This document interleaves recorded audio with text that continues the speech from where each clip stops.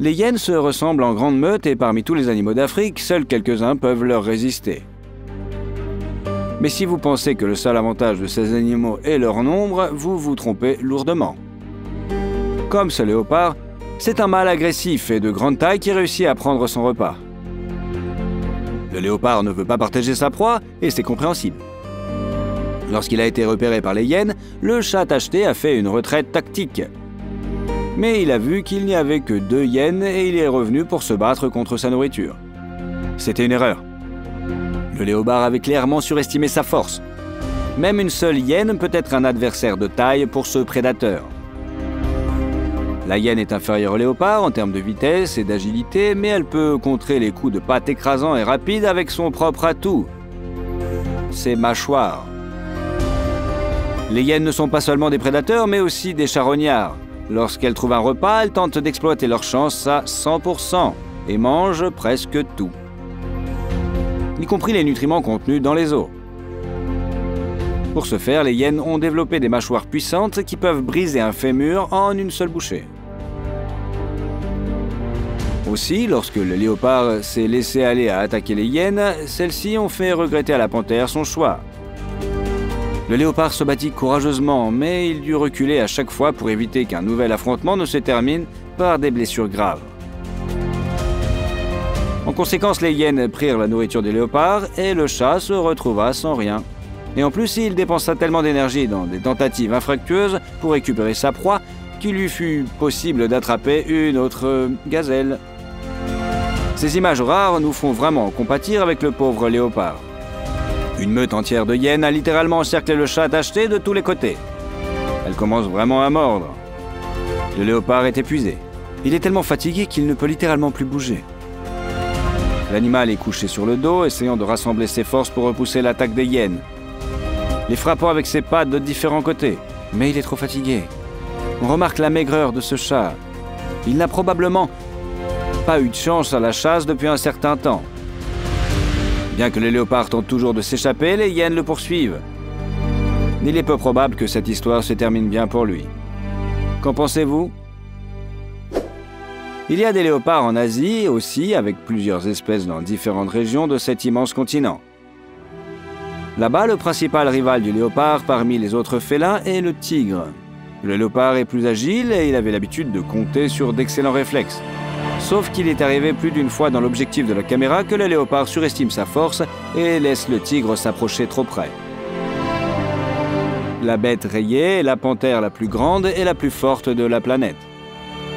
Le tigre étant environ 4 fois plus massif et plus fort que les léopards, leur combat ne peut avoir qu'une seule issue. La plus triste pour le félin tacheté. Il mène une vie solitaire tout comme le léopard. Les tigres ne s'unissent que pendant la saison des amours.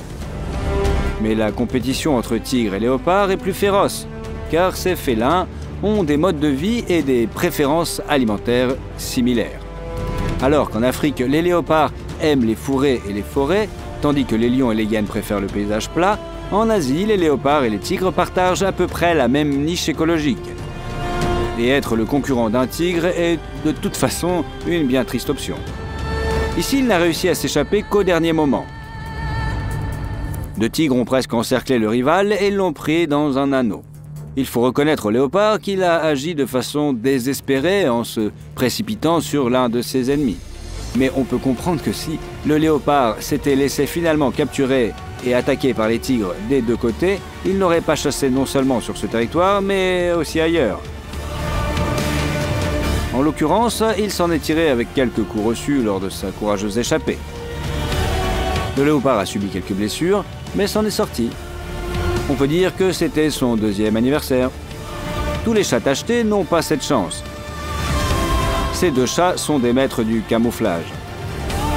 La coloration de leur peau leur permet de rester invisibles. De plus, il est difficile de les voir lorsqu'ils se battent dans des fourrés denses. En zoomant sur la vidéo, il a été possible d'enregistrer, au moins partiellement, le déroulement de leur combat. Contrairement au résultat du combat, ce qui est parfaitement visible puisque le tigre est sorti avec sa proie en plein sur la route. C'est comme si la bête rayée se vantait de sa victoire. Heureusement, le tigre n'a pas eu le temps de saisir le léopard par le cou, sinon il aurait pu lui briser les vertèbres d'un seul coup. Mais il continue de frapper le léopard avec ses griffes. La bête tachetée se défendit désespérément et seule sa résistance acharnée lui permit de s'échapper. Le tigre ne voulait tout simplement pas être blessé par les griffes de son rival tacheté. Il lui avait donné une leçon, l'avait fait sortir de son territoire pour de bon. Et le léopard allait devoir panser ses plaies loin du domaine de ce tigre géant. D'ailleurs, si vous voulez voir d'autres épisodes mettant en scène ce chat rayé, écrivez-nous dans les commentaires. Lorsque ce léopard a repéré l'ours, il a apparemment décidé que l'amateur de miel bien nourri ferait l'affaire. Mais l'ours ne semble que trop heureux de montrer qui est le plus cool dans le coin. Il court vers le léopard et se dresse sur ses pattes arrière, dominant le chat comme une montagne. Après quelques coups, la panthère tachetée se rend compte qu'elle a eu tort de s'en prendre à cet ours. Il n'est manifestement pas de taille à l'affronter, se battre davantage est stupide. Aucun chasseur ne souhaite des blessures inutiles qui auraient pu être évitées. Mais l'ours a donné une leçon au léopard, et la panthère tachetée se souviendra longtemps de cette expérience. Les chiens sauvages d'Afrique ne ressemblent que superficiellement aux hyènes en raison de leur couleur de camouflage similaire. En réalité, ces prédateurs sont des parents des loups. Ils sont beaucoup plus petits que leurs cousins gris et un léopard pour un chien sauvage solitaire, en général avec lequel il ne faut pas rudoyer. Sauf que les chiens sauvages ne sont pas solitaires. Non seulement ils se regroupent en grandes meutes, mais ils savent aussi agir de manière étonnamment coordonnée. Ce léopard n'était manifestement pas conscient de cet avantage de ses concurrents. Il a réussi à attraper son déjeuner et lorsque les chiens sauvages sont apparus à proximité, il a décidé de traîner sa proie dans un arbre, comme il le fait toujours. Mais les chiens sont plus rapides. Ils ont eu le temps d'encercler le léopard et de lui sauter dessus de presque tous les côtés. Le léopard ne s'attendait évidemment pas à une telle ruée, mais il s'est trompé d'ennemi. Les chiens savent non seulement coopérer entre eux, mais ils sont aussi remarquablement courageux. Ils ont réussi à arracher la nourriture au léopard avant qu'il ne soit trop tard pour eux. Quant à notre chat tacheté, il ne peut que se réjouir que les crocs de la meute n'aient pas réussi à l'atteindre. Il aura faim ce soir, mais au moins il sera en sécurité et en vie. Le léopard a de nombreux ennemis et concurrents. Mais les combats les plus épiques attendent ce prédateur s'il décide par erreur d'entrer en contact avec un autre léopard. Ces prédateurs sont territoriaux et jaloux de leur terrain de chasse. Il existe de nombreux cas de combats impressionnants entre léopards filmés lorsqu'un félin a sous-estimé son adversaire et a décidé de chasser sur ses terres. Dans un combat contre ses congénères, le léopard utilise tout son arsenal. Il s'agit tout d'abord des coups de patte les plus puissants. Le léopard frappe non seulement avec puissance, mais aussi avec rapidité. Il faut le ralenti pour voir avec quelle précision ses griffes atteignent la tête et le visage de l'adversaire. Le léopard s'envole littéralement sous l'attaque de l'adversaire, comme sous un bélier. Mais ce n'est pas tout, les léopards ne cessent de se griffer les uns les autres, essayant de s'atteindre avec leurs crocs. Ils utilisent leurs griffes recourbées comme des crochets. Avec leur aide, les animaux essaient de se rapprocher de l'ennemi pour mordre la partie vulnérable. Chacun essaie d'esquiver la morsure de l'autre et de frapper. En arrière-plan de cette action, on entend le rugissement tonitruant des deux rivaux. En général, les combats entre léopards se terminent par l'abandon du territoire par l'un d'entre eux, qui doit aller chercher des terrains de chasse un petit peu plus loin. Mais il arrive qu'un léopard sous-estime la cruauté d'un de ses congénères qui tente de mettre un terme fatal à la bataille. Si un léopard aussi cruel parvient à attraper la gorge d'un adversaire plus faible, il l'étouffera comme un zèbre. Un cas intéressant s'est produit avec ce groupe de léopards. Il est extrêmement rare que ces félins se réunissent, même à trois, mais ici, les circonstances les ont réunis. Deux léopards se sont liés et se battent avec toute leur fureur. Il s'agit d'un mâle et d'une femelle. Le mâle ayant l'avantage de la taille, il parvient à monter sur la femelle et à la saisir à la gorge. Mais elle n'abandonne pas et donne des coups très puissants avec ses pattes arrière, directement sur le museau de son adversaire. Le troisième léopard est tout proche. Il s'agit également d'un mâle. Le léopard qui a vaincu son adversaire pense probablement que le congénère plus calme a simplement peur de lui. Mais il l'a sous-estimé. En fait, le troisième léopard a apparemment pris le rôle d'un noble chevalier. Lorsqu'il s'est rendu compte que les léopards le plus fort ne se contentaient pas de vaincre la femelle, mais qu'il avait déjà commencé à menacer sa vie, il est intervenu de manière décisive et l'a sauvé. Un lancer rapide comme l'éclair et déjà 3 léopards s'affrontent. Le chevalier attaque le mâle agressif, aide la femelle à se libérer et se retire. Mais ils ne s'unissent pas contre l'agresseur et se battent encore moins l'un contre l'autre. Probablement le mâle calme ne voulait pas que le combat habituel cause la mort de l'un de ses proches.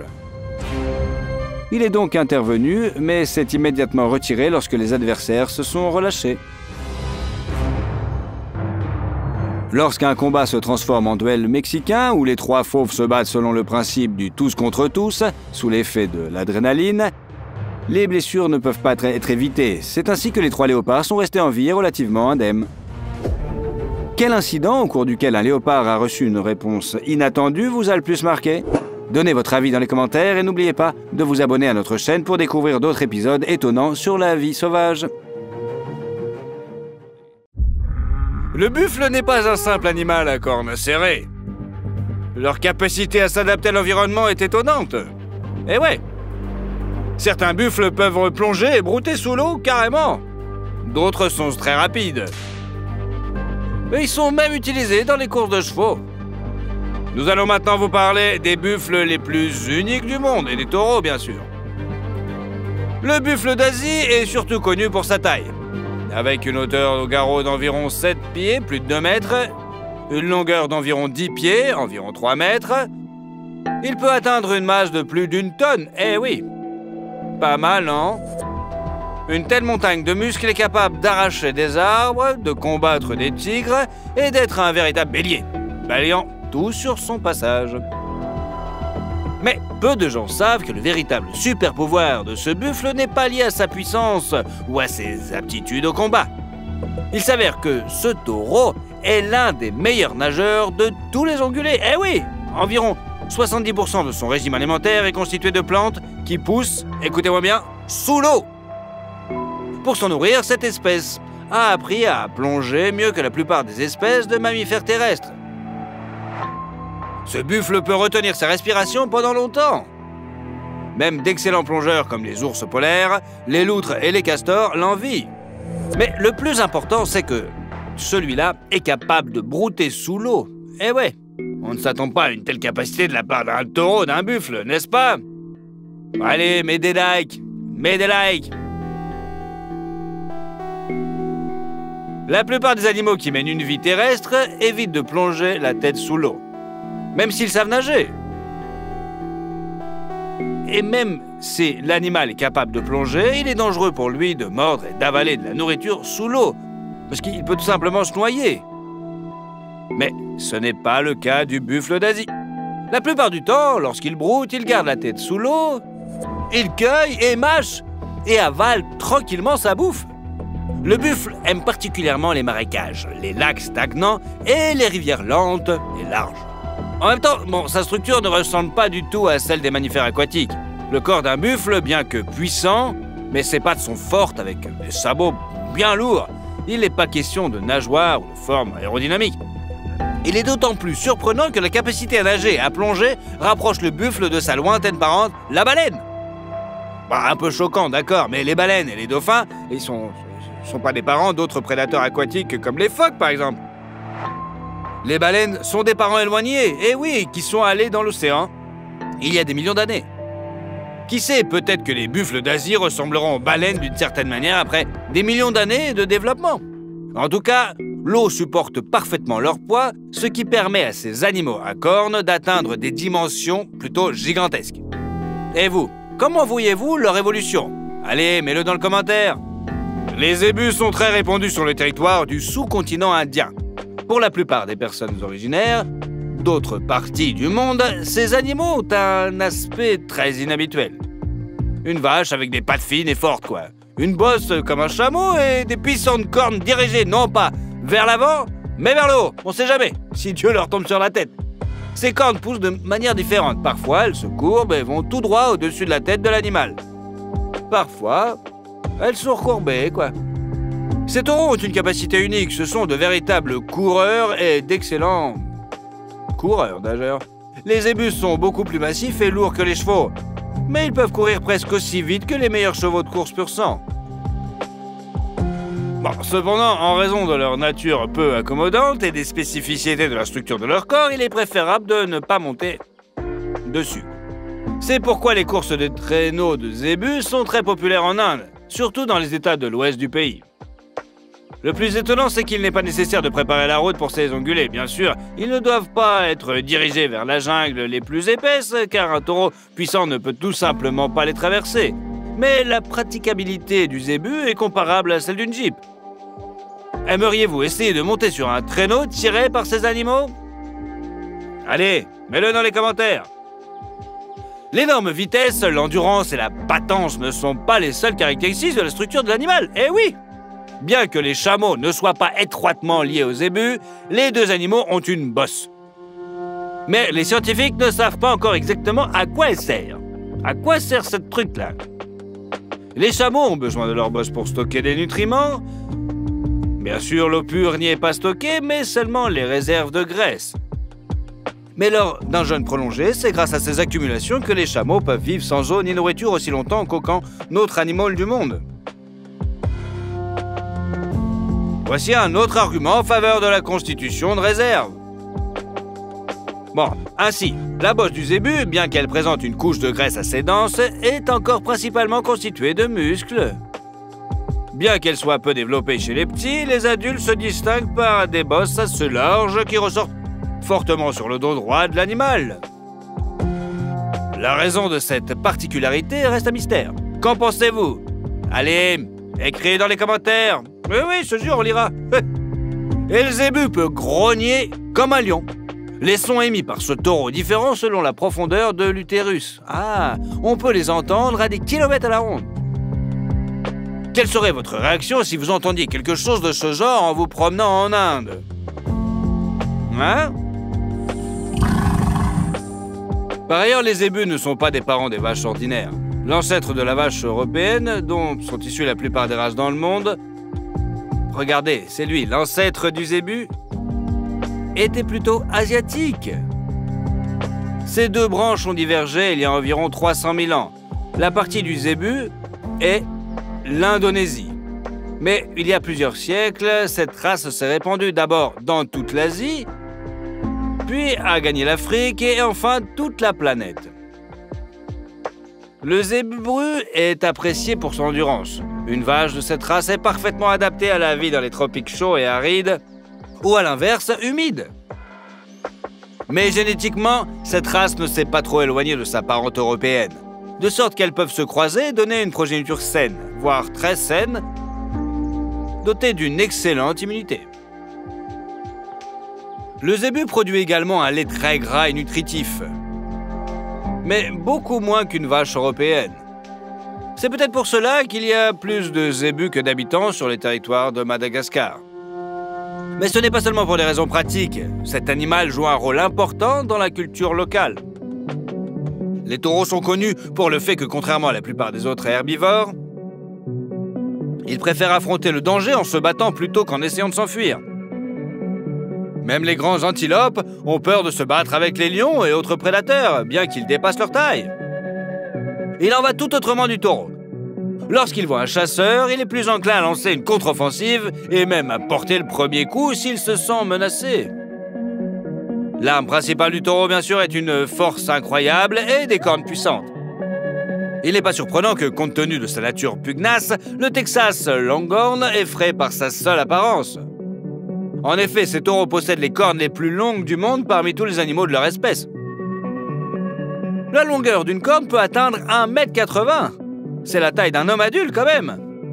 En même temps, les cornes sont proportionnelles. Puissantes à la base, elles se rétrécissent progressivement et leur extrémité est très pointue. Une telle arme pourrait permettre à un taureau de se battre contre un tigre à dents de sabre, pas comme les loups ou les cougars ordinaires. S'approcher de ce taureau est déjà effrayant. Il semblerait que les cornes de cette puissante créature soient capables de transpercer un char d'un saut. Mais d'où vient ce trésor du Texas? Il s'avère que les Longhorns sont une race ancienne qui a une longue histoire. Ces taureaux sont les descendants des premiers bovins qui ont été ramenés à l'époque de Christophe Colomb. Le fait de vivre dans un isolement relatif a conduit à la formation de qualités inhabituelles de la race qui n'ont fait que s'enraciner avec le temps. Il est d'autant plus surprenant que le Texas Longhorn ait un caractère incroyablement doux. Il n'est pas agressif. Il est fidèle à l'homme et se montre patient, même face à des vaches domestiques ordinaires et inoffensives. Apparemment, si vous avez vraiment confiance en vous, l'envie de recourir à la force pour résoudre les conflits disparaît vraiment. Pourquoi attaquer quelqu'un si tout le monde autour de vous sait déjà qu'il vaut mieux ne pas se frotter à vous, n'est-ce pas? Le super pouvoir de Longhorn va vous surprendre. Il n'est pas associé à des qualités de combat phénoménales ou à des cornes. Le corps de ce taureau est assez typique. Un animal musclé, plutôt mince, sans bosse, gros ventre, tout simplement. Un animal à la fois massif et svelte. Et il est d'autant plus étonnant qu'il soit capable de résister à la chaleur et la sécheresse extrême. Le super pouvoir du Longhorn est sa capacité à survivre dans des conditions désertiques les plus rudes. Il peut rester plus longtemps sans eau ni nourriture que toutes les autres races et sous-espèces de taureaux. Et bien qu'il soit connu pour sa nature douce, un tel animal peut facilement combattre un prédateur. Tout cela permet aux fermiers du Texas de laisser les troupeaux de Longhorn perdre relativement librement, même dans des endroits assez rudes où le bétail ordinaire ne survivrait pas en raison des attaques de lions de montagne, de loups et du manque d'eau. Excellentes caractéristiques physiques, loyauté envers l'homme, endurance, telles sont les qualités qui ont attiré les hommes vers les chevaux il y a des milliers d'années. Il n'est donc pas surprenant que les Longhorns soient de plus en plus utilisés comme monture. En outre, ces taureaux sont assez faciles à conduire et sont capables de s'associer à une personne, presque comme les chevaux. Aujourd'hui, cette race est encore principalement utilisée pour l'élevage de viande. Mais qui sait, peut-être deviendra-t-elle la première race de taureaux d'équitation au monde. Bah, ça serait quand même pas mal, étant donné l'apparence inhabituelle du truc, quoi. Et vous, est-ce que vous aimeriez bien monter sur un cheval comme ça? Vous pouvez le mettre dans les commentaires. Le yak est probablement l'un des taureaux les plus mignons du monde. Il suffit de regarder son long et épais pelage. On dirait une peluche de la taille d'une petite bagnole quand même. Mais bien sûr, un yak est un être vivant et pas un jouet. Et l'apparence inhabituelle de ce taureau est le résultat d'une adaptation à des conditions de vie plutôt extrêmes. La particularité de ce taureau est qu'il est capable de résister à un climat exceptionnellement froid, aux vents les plus violents et aux gelées les plus sévères. Par ailleurs, le yak ne vit pas du tout au pôle Nord, mais dans les montagnes de l'Himalaya. Un taureau ordinaire ne pourrait y rester, dirons qu'une heure. Le yak, au contraire, se sent à l'aise à une température telle que les larmes se transforment en glaçons sur les cils. Moins 20, moins 30, tout ça, quoi. Ce n'est pas la seule caractéristique de la race. Plus la montagne est haute, moins il y a d'oxygène dans l'air. Et oui, par conséquent, les animaux, comme les humains, s'ils se trouvent dans de telles conditions, ressentent un manque d'air même en augmentant leur respiration. Mais pour un yak, ce n'est pas un problème. Par rapport à la taille de son corps, il a des poumons et un cœur plus grands. En outre, le sang d'un yak transporte beaucoup d'oxygène comparé au sang d'autres mammifères. Cependant, l'animal ne peut pas contrôler ce super-pouvoir. S'il essaie de descendre des montagnes, il souffrira de surchauffe et d'un taux d'oxygène trop élevé dans le sang. En raison de l'absence quasi totale de chaleur dans les montagnes, l'échange thermique des yaks sauvages a changé. Ils n'ont pratiquement pas de glandes sudoripares et partant, qui nous semble frais, le yak souffrirait de surchauffe et de coups de chaleur. Il y a environ 3000 ans, les yaks ont réussi à être domestiqués. La manière dont ils sont parvenus reste un mystère. Le fait est que le yak sauvage ne tolère tout simplement pas le territoire maîtrisé par l'homme. Il déteste les terres agricoles, évite les humains et a un tempérament féroce. Il faut une douzaine de loups adultes pour venir à bout d'un yak adulte. Bien que cet ongulé évite l'homme, il n'a presque pas peur. Mais d'une manière ou d'une autre, certains de ces animaux ont réussi à être apprivoisés. Les yaks se battent également entre eux, généralement pour s'approprier une femelle. La plupart des taureaux et autres animaux à cornes rencontrent des cornes dans de tels cas. Mais le yak est cruel. Il essaie de frapper son adversaire du côté pour lui infliger une blessure grave. Cependant, dans la plupart des cas, ces combats ne se terminent pas fatalement et les deux adversaires survivent, bien que bien meurtris. C'est ainsi qu'est apparu le yak domestique, un animal très important pour de nombreux peuples de l'Himalaya. Il donne de la laine, du lait et est utilisé comme un animal de bas. Un yak domestique est beaucoup plus petit qu'un yak sauvage et un caractère plus calme. Le yak sauvage mesure environ 2 mètres et pèse jusqu'à 1 tonne. La longueur du corps du yak sauvage mâle dépasse 4,5 mètres, ce qui en fait l'un des plus grands animaux de montagne au monde. Les animaux domestiques sont presque un quart plus petits. Ils peuvent vivre en dehors des montagnes, tolèrent l'élevage dans les fermes, mais ils ont en même temps conservé l'endurance de leurs ancêtres sauvages. En même temps, le yak domestique se croise avec d'autres espèces et races de taureaux, et même avec ceux qui vivent dans un climat relativement chaud et humide. En général, le croisement est utilisé pour donner à l'hybride un caractère plus docile. En effet, bien que le yak domestique soit un animal flegmatique, il reste assez têtu et l'éleveur doit se montrer prudent avec lui. Quel type de taureau unique vous a le plus frappé ? Répondez dans les commentaires et n'oubliez pas de vous abonner. Et oui, c'est comme ça qu'on vit. Il y a beaucoup de créatures vivantes intéressantes et inhabituelles dans le monde dont nous voulons vous parler. Eh oui.